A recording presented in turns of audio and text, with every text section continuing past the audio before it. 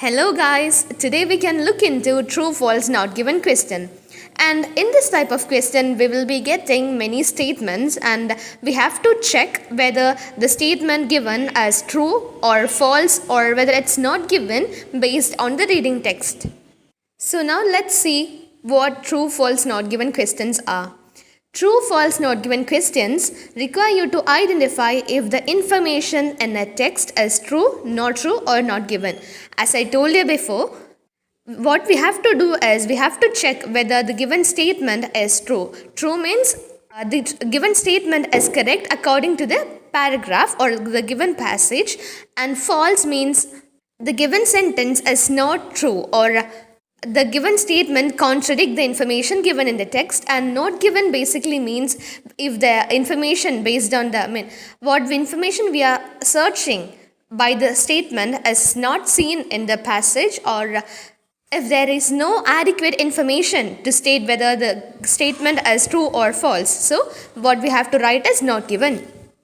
You will be given a number of factual statements and you have to check in the text if they are true or not. And it's a most difficult question, and so we have to be very careful, and we should be able to distinct between true, false and not given. Now let's see what is meant by true, false and not given. If the text agrees with or confirms the information in the statement, the answer is true. What is that? As I told you before, we will be getting many statements. So to identify if a statement is true, it means that if the information given in the statement is 100% correct according to the passage. So we have to check the statement according to the passage. So if with respect to the passage, if the given statement is 100% correct, then we can write the answer as true. Then when can we write false as our answer? If the text contradicts or is the opposite to the information in the statement, the answer is false. What is that? So, we will be having a statement, and if the given statement is 100% incorrect according to the given passage, or if the information given in the statement contradicts what is given in the passage, then we will write our answer as false. Till now, we found what is true and false. Now let's see what is not given. If there is no information or it's impossible to know the answer, then it's not given. What is that? So, now we are having a statement, and if the statement is not mentioned in the paragraph or in the passage, then we can write not given. Not only that, but also if there is if the statement is not clearly mentioned or the data are not clearly provided in the text, then we can write not given. Now let's see the common problems associated with true false not given question. First one is not understanding what not given means. But now you should not make that, or you should not commit that mistake, because we studied what is not given. Spending too much time making sure that it's not given. So it's a common problem for all the students, because somewhat they will be tense because how to choose not given or not given, how can I write that? It will be a question in their mind. So please don't be worried about that, because first of all you should tell to your mind that, or you should convince your mind that not given will be our answer, or we will get an answer as not given. So if we can't state an answer as true or false, so then we can write it as not given. So don't worry about that. A failure to understand exactly what each statement means, and therefore being unable to identify if it's true or false. We can answer any question if and only if we understood what the statement means. So first of all, we should understand what the given statement is, and then we have to identify whether it's true or false or not given. Focusing on keywords instead of understanding what the statement as a whole means. So students, what is that? Keywords are those words which help us to find the part, or which part contains our, or which part in the passage contains our answer. But we can't find any answer only if we find the keywords. So if I'm saying according to true false not given question, then sometimes there will be distractors like never, some. So these words will trick us. So we should note that whether these words are there in our statement, and we should try to understand, not we should try and we should develop a skill to understand what the statement here means, and then find the answer, not by only focusing on the keywords. Tips for true false not given question. Ignoring anything you already know about the topic, and don't make assumption. Base your answer on the reading text only. So what is that? If you already know about the given statement, or if you already know what the given passage is about, but you should not give answer to any question based on your knowledge or based on assumption. Please make sure that you are answering this question based on the reading text.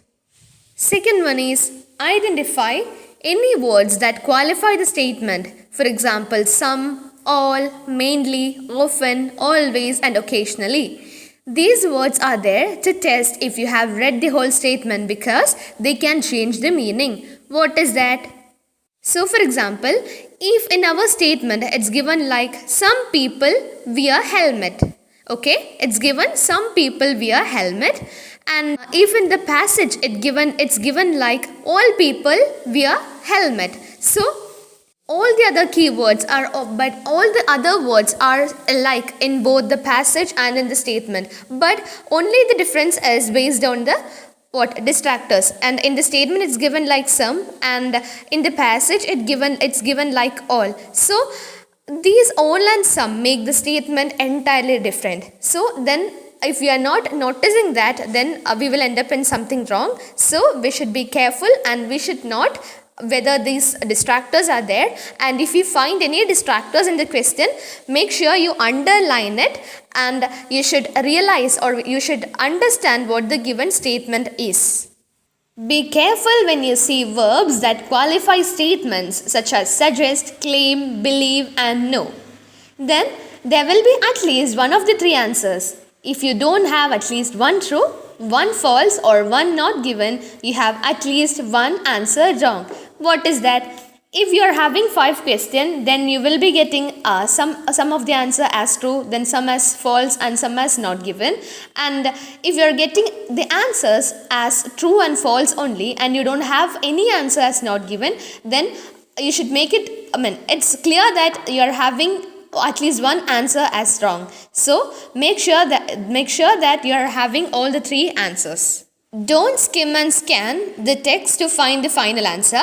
You will have to read the appropriate part of the text very carefully in order to understand what the author means. So what is that? Skimming and scanning are the path which help us to find the correct passage or correct paragraph of the passage where our answer lies in. But please don't depend on those to get the final answer. So you should find the final answer only by carefully reading the part.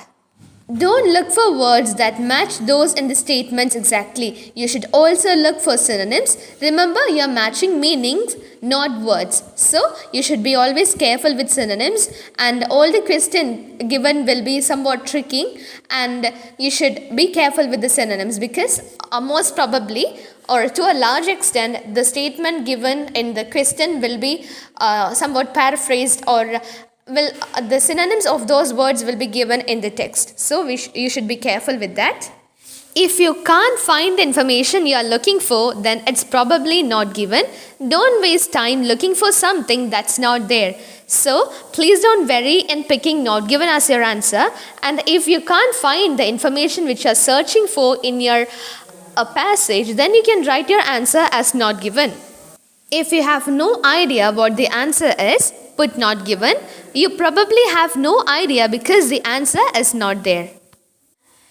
The answers are in the same order they appear in the text. Don't waste time going back. Keep on reading. Then what's that? The answer to our first question will be at the beginning, or will be in the beginning, and the second question, answer to our second question will be under that, and third question will be under second question. So if you can't find the answer to our second question, but you already found the answer to first and third, then you can look the answer to second question in between one and third answers.